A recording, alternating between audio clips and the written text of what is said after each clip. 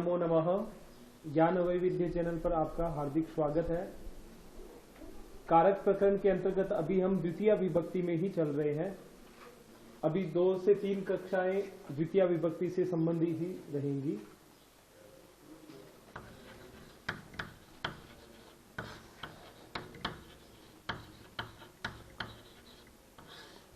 कारक प्रकरणम। कल अपन ने सूत्र पढ़ा था अकथितम च। अकथितम च जो सूत्र है वहां पर कुछ धातुएं थी, 16 धातु, जो दुह याच पच दंड रुद्ध प्रछ ची ब्रू सास जी मथ मुष नी री कृष वह। इन 16 धातुओं के योग में कर्म जो वहां पर 2 कर्म हो रहे थे, अपादान आदि की विवक्षा होने पर भी जो अन्य विभक्तियों का अर्थ आ रहा है वहां पर भी अकथितम च जो सूत्र है उसके द्वारा कर्म संज्ञा हो रही थी। उसके बाद कर्मणि द्वितीया से द्वितीय विभक्ति। उसी कर्म में आज हम एक नया सूत्र पढ़ रहे हैं, गति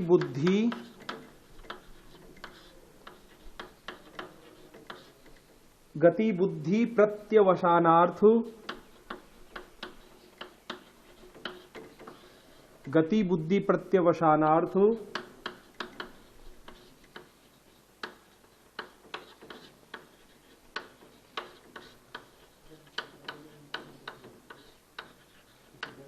गति बुद्धि प्रत्यवसानार्थ शब्द कर्म कर्म काणाम अणिकर्ता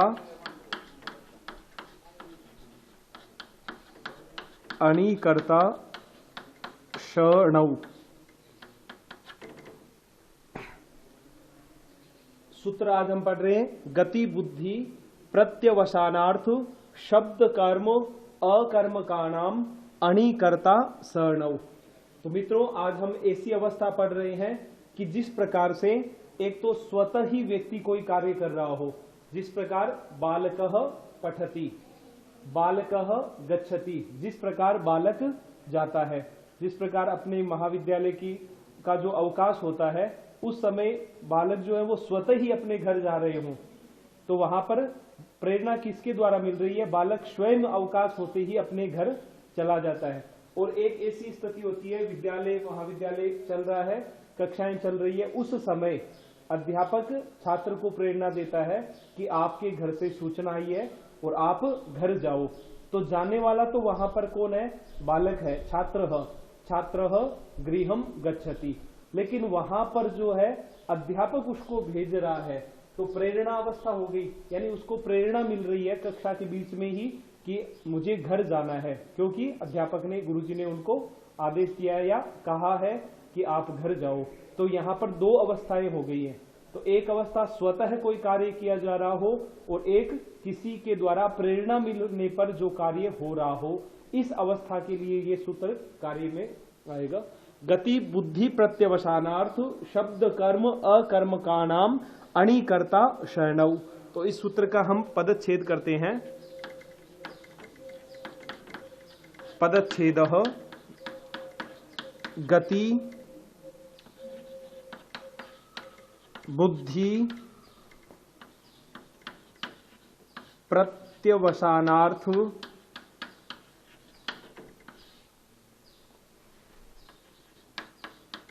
शब्द कर्म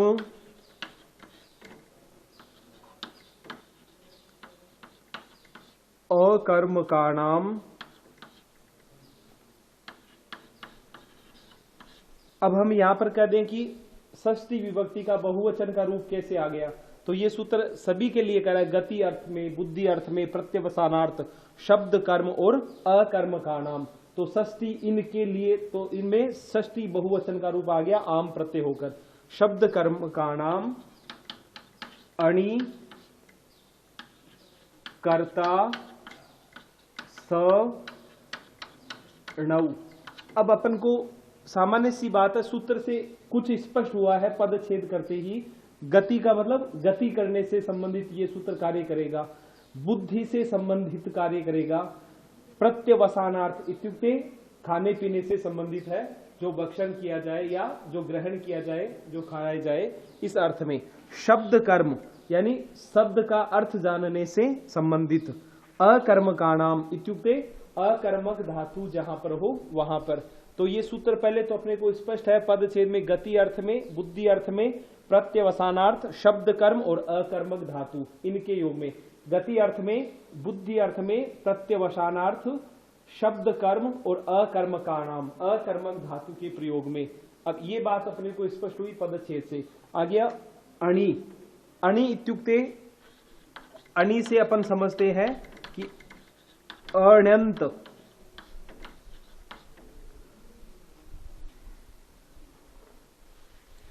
अणि इत्युक्ते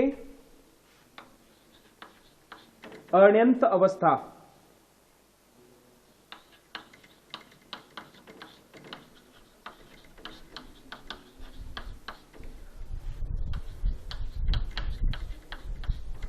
अणि का तात्पर्य हुआ अण्यंत अवस्था।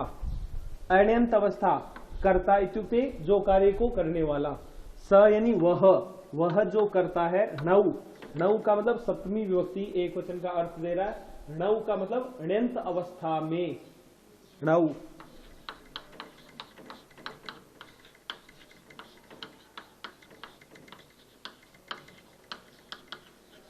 अण्यंत अवस्था में इत्युक्ते अण्यंत अवस्था में। अपन को स्पष्ट हो गया गति अर्थ, बुद्धि अर्थ, प्रत्यवसानार्थ, शब्द कर्म, अकर्मक धातु के प्रयोग में जो अण्यंत अवस्था का जो करता है उसको अण्यंत अवस्था में, अब वो क्या होना है वो हम सूत्र व्याख्या पढ़ रहे हैं।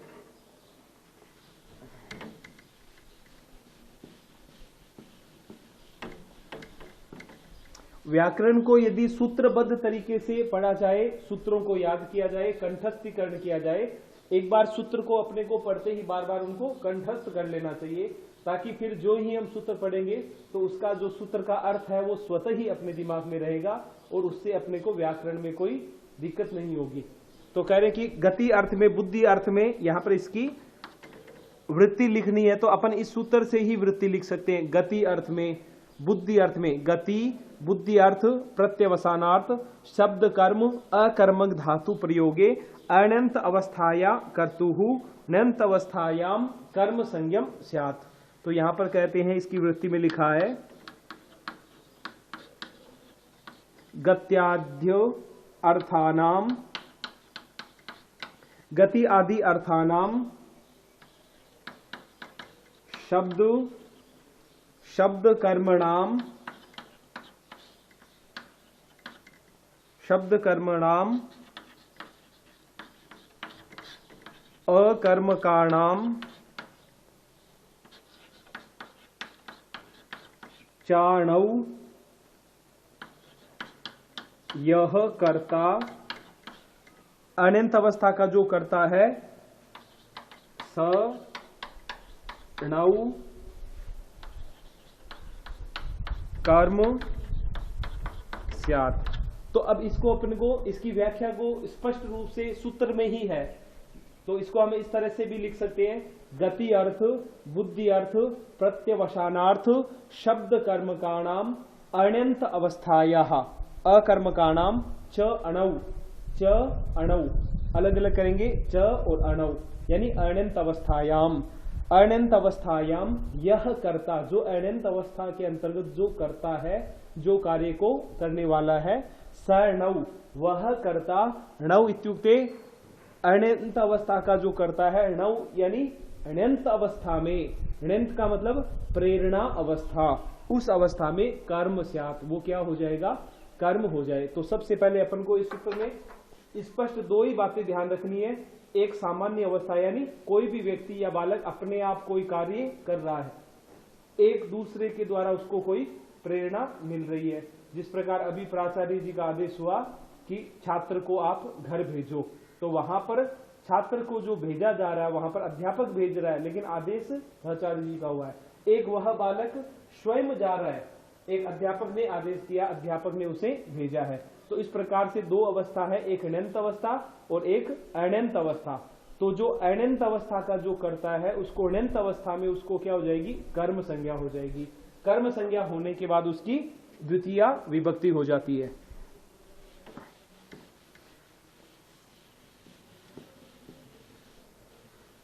तो मित्रों इस सूत्र से संबंधित एक श्लोकबद्ध कारिका के रूप में लिखे हुए उदाहरण है, पहले अपन उनको लिखते हैं।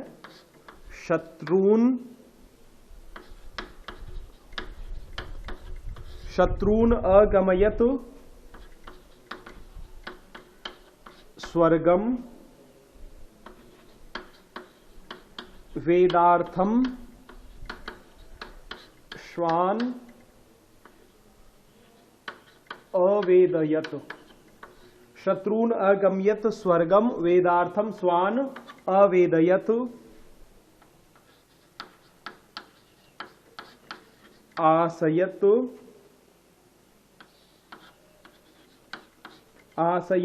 चामृतम देवान। आसयत चामृतम देवान वेदम अध्यापयत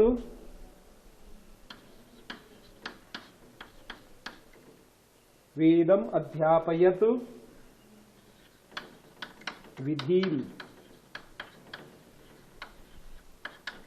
वेदम अध्यापयत विधिम।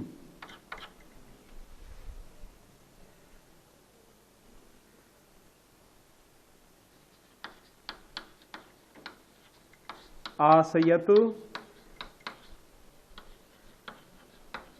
सलीले पृथ्वीम यह स में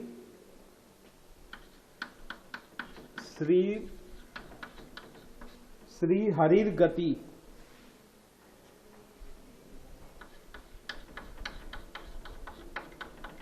हरिर्गति ही ये श्लोक है। गति बुद्धि प्रत्यवसानार्थ शब्द कर्म अकर्म का नाम अणिकर्ता शरणव। इस सूत्र के अंतर्गत श्लोकबद्ध रूप में रूप सिद्धियां वाक्य निर्माण किए गए हैं। शत्रून अगम्यत स्वर्गम, ये एक उदाहरण है अपना। शत्रून अगम्यत स्वर्गम वेदार्थम स्वान अवेदयत। आसयत चामृतम देवान वेदम अध्यापयत विधिम। आसयत शलीले पृथ्वीम यह श में श्री हरिर्गति ही। अब यहां पर ये जो रूप बने हुए हैं ये कर्म संज्ञा होने के बाद, इस सूत्र की सहायता से कर्म संज्ञा हुई है, उसके बाद द्वितीय विभक्ति होकर ये रूप बना है। तो अपन को सबसे पहले ये पहला रूप है शत्रुन अगम्यत स्वर्गम, इस रूप को हम ले रहे हैं। तो कह रहे हैं कि इसका पदच्छेद करेंगे तो ये रूप इस प्रकार बन जाता है शत्रुन अगमयत स्वर्गम, ये रूप हो गया। शत्रुन अगम्यत स्वर्गम यानी शत्रुओं को स्वर्ग भेजा। अब किसने भेजा? इसमें यहां पर श्री हरि ही, हरि यानी भगवान विष्णु। तो यहां पर इन सब को भेजने वाले, प्रेरणा देने वाले जो है वो कौन है? हरि। ये अनंत अवस्था दर्शाई गई है इस उदाहरणों में, सभी इन उदाहरणों में। तो यहां पर जो हरि है वो सबको प्रेरणा दे रहे हैं। तो शत्रुन अगम्यत स्वर्गम, हरि ने, तो यहां पर हम कर्ता के रूप में हरि भी यहां पर लगा सकते हैं। हरि ही शत्रुन अगम्यत स्वर्गम, हरि ने शत्रुओं को स्वर्ग भेजा। यानी युद्ध जो हुआ है देवताओं का असुरों का, तो वहां पर युद्ध में भगवान हरि के द्वारा युद्ध में जो मारे गए हैं, तो भगवान के हाथ से जो मारे गए वो सीधे स्वर्ग गए हैं। तो ऐसा कहा गया कि स्वर्ग को भेजा। किसने भेजा? हरि ने भेजा। किसको भेजा? शत्रुओं को भेजा। अब यहां पर ये तो हो गई इसकी, ये उदाहरण में हो गई अनंत अवस्था। अनंत अवस्था, अनंत अवस्था का मतलब प्रेरणा। प्रेरणा मतलब किसी के द्वारा उसको प्रेरणा मिली हो। तो यहां पर इन शत्रुओं को प्रेरणा किससे मिल रही है? हरि के द्वारा। अब इसकी हम, ये तो हो गई अनंत अवस्था। अब जो सभी उदाहरण दिए गए हैं इन सभी की हम व्यवस्थित रूप से एक बार अनंत अवस्था और अनंत अवस्था को समझने का प्रयास करेंगे।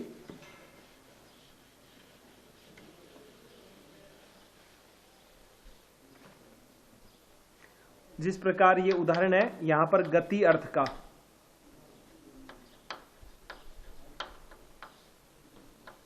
गत्यर्थक, गति अर्थ का उदाहरण जो है यहां पर लिखा गया है। सामान्य अवस्था, सामान्य इत्युक्ते अनंत अवस्था।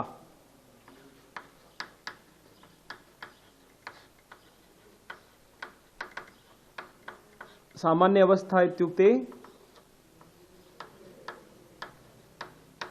अण्यंत अवस्था। अण्यंत अवस्था यानी किसी के द्वारा कोई उसको प्रेरणा नहीं मिली है। तो यहां पर ये हो गया उदाहरण सीधा ही शत्रवः। शत्रु एक तो है नहीं, बहुत सारे शत्रु है, तो यहां पर कह दिया शत्रवः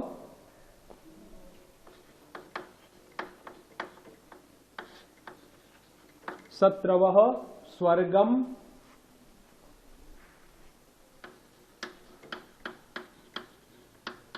अगच्छन्। शत्रवः स्वर्गम अगच्छन्। अभी इसका अर्थ हो गया शत्रु स्वर्ग को गए। शत्रु एक नहीं है, बहुत सारे बहुवचन है, इसलिए शत्रु शब्द में प्रथमा के बहुवचन में रूप बन गया शत्रवः। शत्रु जो है प्रथमा के बहुवचन में रूप बना शत्रवः स्वर्गम, स्वर्ग को, अगच्छन् इत्युक्ते गए। अब यहां पर इनको हरि के द्वारा प्रेरणा मिल रही है, तो कह रहे हैं कि जो इनको भेजने वाला है वो कौन हो गया? हरि, भगवान विष्णु हूं, हरि ही। तो अब इसमें शत्रवः जो है इसमें प्रथमा विभक्ति है, तो अपना अगच्छन् यानी गए, तो जाने के लिए जो हुआ वो किस अर्थ में हुआ? गति अर्थ में। जाना है उसको क्या कहेंगे हम? गति। तो जो गति हुई है वहां पर हरि ने सबको भेजा है, किनको? शत्रुओं को। तो यहां पर रूप बन जाएगा शत्रुन, शत्रुन अगमयत, शत्रुन अगमयत स्वर्गम। अब अपने उदाहरण में ये रूप बनता है शत्रु हरि ही शत्रुन अगम्यत स्वर्गम। तो अब यहां पर कह रहे हैं कि यहां पर द्वितीय विभक्ति क्यों हुई है? अपने मन में प्रश्न आता है कि पहले तो अपने को याद रखना चाहिए अण्यंत अवस्था और अण्यंत अवस्था। तो ये हो गई अण्यंत अवस्था यानी सामान्य अवस्था, और इस उदाहरण का जो रूप बना है शत्रु को, यहां पर शत्रव से द्वितीय विभक्ति का बहुवचन रूप हो गया शत्रुन। तो इस अवस्था को हम बोलेंगे अण्यंत अवस्था। अण्यंत अवस्था का मतलब हो गया हरि के द्वारा इनको प्रेरणा मिल रही है।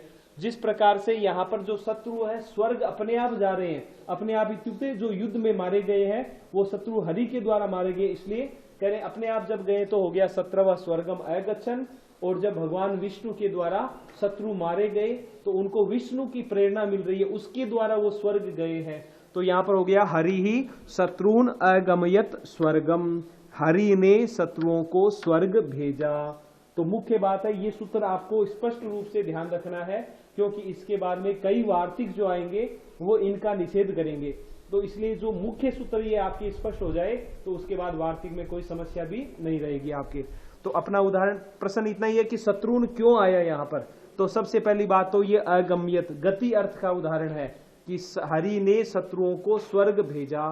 तो गति बुद्धि प्रत्यवसानार्थ शब्द कर्म अकर्म काणाम अणिकर्ता शरणौ, इस सूत्र के द्वारा अण्यंत अवस्था का जो कर्ता है गति अर्थ में शत्रु जो है उनको कर्म संज्ञा हो गई, और कर्म संज्ञा होने का फल ये हुआ कि कर्मणि द्वितीया से उसको द्वितीय विभक्ति करने पर रूप बन गया शत्रुन। गति बुद्धि से बुद्धि अर्थ में लेते हैं बुद्ध्यर्थक,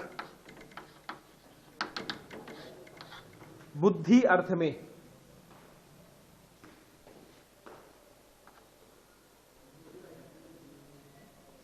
बुद्ध्यर्थक में यहां पर रूप बनता है आपका कि स्वे स्वे वेदार्थम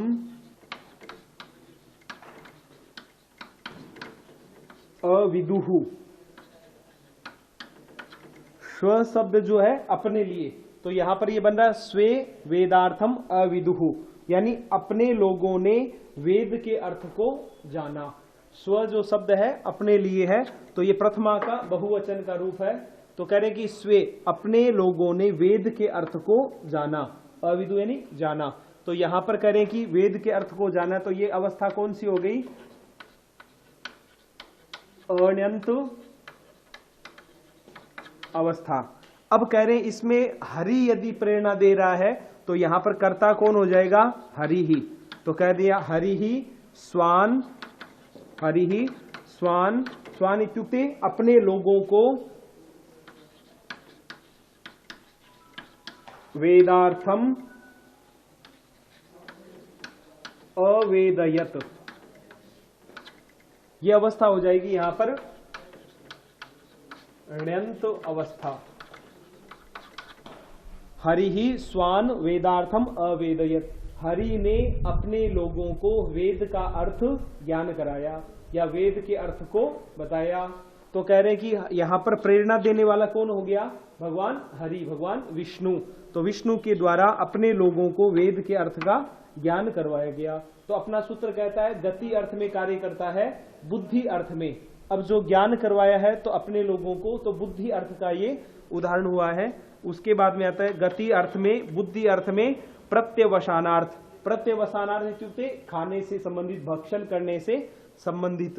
तो यहां पर प्रत्यवसानार्थ का हम लिखते हैं भक्षणार्थकः। भक्षणार्थकः। तो यहां पर अण्यंत अवस्था का उदाहरण बनता है देवाः अमृतम आसनन। देवाः अमृतम आसनन। भक्षण अर्थ में देवाः अमृतम आसनन, देवताओं ने अमृत का पान किया।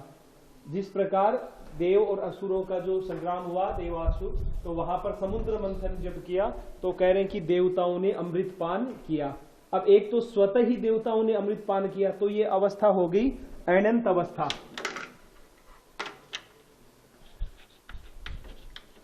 अण्यंत अवस्था। अण्यंत अवस्था यानी अपने आप उन्होंने पान किया, अमृत को खाया, अमृत का पान किया। अब इनमें कह रहे हैं कि भगवान विष्णु जो है उन्होंने, तो यहां पर कर्ता कौन हो गया? हरि ही। हरि ही, हरि ही, हरि ने देवान, हरि ही देवान अमृतम आशयत। ये हो गया, इसका उदाहरण हो गया। ये अण्यंत अवस्था का जो था उसको ण्यंत अवस्था में, ण्यंत अवस्था में देवाः अमृतम आसनन, देवताओं ने अमृत का पान किया या अमृत को ग्रहण किया या अमृत को खाया। इस अर्थ में देवता जो है वो स्वयं अण्यंत अवस्था, इनमें किसी की प्रेरणा नहीं मिल रही है। अब वहां पर भगवान विष्णु जब अमृत कलश लेकर उसको देवताओं को पिला रहे हैं, तो पिलाने वाले कौन हो गए? हरि ही। तो कह रहे हरि ने देवताओं को अमृत पान करवाया। तो यहाँ पर जो देवता जो है, इनमें जो प्रथमा विभक्ति का बहुवचन का रूप है, वहां पर देवताओं में क्या हो गई? कर्म संज्ञा। और कर्म संज्ञा होने पर ण्यंत अवस्था के वाक्य में उसको कर्मणि द्वितीया से द्वितीय विभक्ति होने पर ये रूप हो गया। तो एक बार हम ण्यंत अवस्था अण्यंत अवस्था का उच्चारण करते हैं। शत्रवः स्वर्गम अगच्छन्, तो उसको ण्यंत अवस्था में हो गया हरि ही शत्रुन अगम्यत स्वर्गम। बुद्धि अर्थ में स्वे वेदार्थम अविदुहु, और उसको ण्यंत अवस्था में हरि ही स्वान वेदार्थम अवेदयत। यहाँ पर द्वितीय का बहुवचन। भक्षण अर्थ में देवाः अमृतम आसनन, देवताओं ने अमृत पान किया, और यहाँ पर हरि ने देवताओं को अमृत पान करवाया। तो यहाँ पर देवताओं में देवान के अंदर क्या हो गई? कर्म संज्ञा। किस सूत्र से? गति बुद्धि प्रत्यवसानार्थ। किस अर्थ में? भक्षण अर्थ में, प्रत्यवसानार्थ अर्थ में।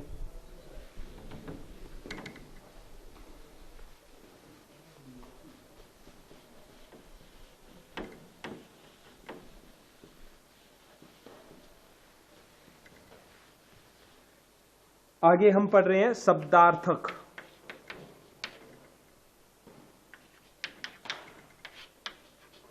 शब्दार्थक, शब्द का अर्थ जानने से संबंधित विधि ही, विधि ही इत्युक्ते ब्रह्मा, विधि ही वेदम, विधि ही वेदम अध्ययित, विधि ही वेदम अध्ययित। विधि ने वेद को जाना, विधि यानी ब्रह्मा ने, ब्रह्मा ने वेद को जाना। तो ये कौन सी अवस्था हो गई? स्वयं अपने आप अण्यंत अवस्था। ब्रह्मा ने वेद को जाना, तो यहां पर ब्रह्मा ने स्वयं वेद के अर्थ को जाना है, किसी की प्रेरणा नहीं हुई है। तो यहां पर विधि के अंदर प्रथमा विभक्ति है।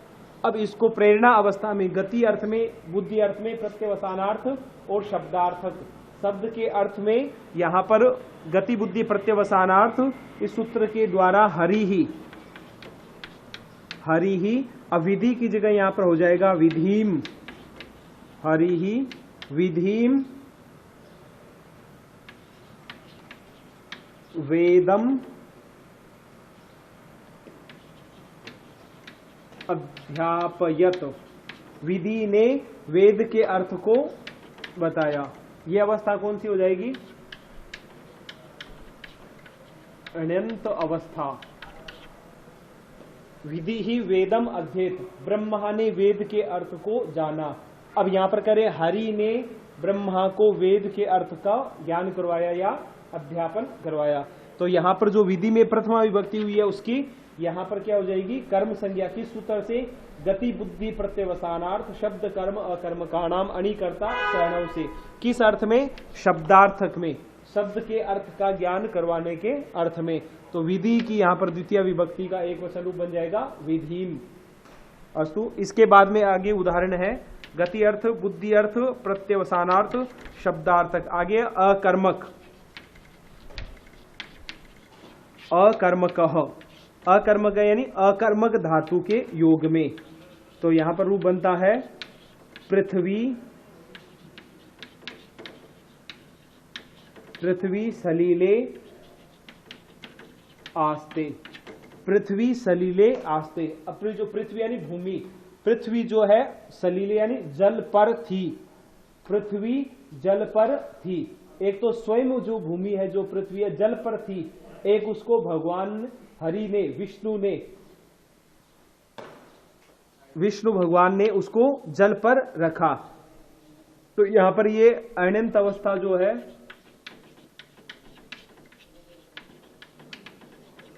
इस अनंत अवस्था का कर्ता कौन है? पृथ्वी। अब इस अनंत अवस्था के कर्ता को क्या हो जाएगी? कर्म संज्ञा। तो यहां पर प्रेरणा अवस्था में हरि आ गए, तो कह रहे हरि ही पृथ्वीम सलीले आशयत। अब यहां पर कह रहे हैं कि हरि ने पृथ्वी को जल पर रखा। एक तो पृथ्वी स्वयं जल पर थी और यहां पर हरि ने पृथ्वी को जल पर रखा। तो यहां पर ये प्रेरणा अवस्था हो गई, यानी अनंत अवस्था। तो अपना ये सूत्र पूरा हुआ। गति अर्थ में, बुद्धि अर्थ में, प्रत्यवसानार्थ शब्द कर्म अकर्मक धातु के योग में अनंत अवस्था का जो करता है उसको किसी की प्रेरणा मिल रही है, तो उस स्थिति में उसको क्या हो जाएगी? कर्म संज्ञा। कर्म संज्ञा होने पर फिर उसकी द्वितीय विभक्ति होने पर रूप आपके सामने है। तो अनंत अवस्था का और अनंत अवस्था का दोनों का उदाहरण हम पढ़ चुके हैं।